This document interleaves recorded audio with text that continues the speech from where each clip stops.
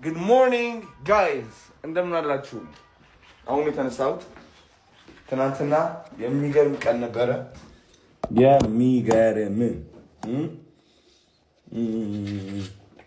በጣም ደስ ብሎኝ ነበር ትናንትና ማታ እና ሴሌብሬት አድርገናል ከጆሲ ጋር የነበረ አሪፍ ሞመንት አሳለፍን። እንደ አንድ አዶናይ አንድ ምክር ልንቀራችሁ ማለት ነው። ቢካዝ ሁሌም እንደምታውቁት የሆነ ነገር ላይ ያለው አንዳንዴ ድራማ ስሰራ ታያላችሁ፣ አንዳንዴ ዘፈን ታያላችሁ፣ አንዳንዴ ቲክቶክ ቪዲዮ፣ አንዳንዴ ያ ነገር የማልገባበት ነገር የለም። ለምን? ቢካዝ የኔ ህፃን የአዶናይ ውስጤ ላይ ያለው ህፃን መሞከር የፈለጋቸው ብዙ ነገሮች እያረኩኝ ይገኛለሁ። የኔ የውስጤ ህፃን እያስደሰትኩኝ ይገኛለሁ።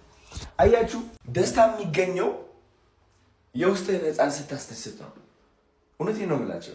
ችግራችን ግን ብዙዎቻችን አንድ አይነት መንገድ መከተል እንፈልጋለን።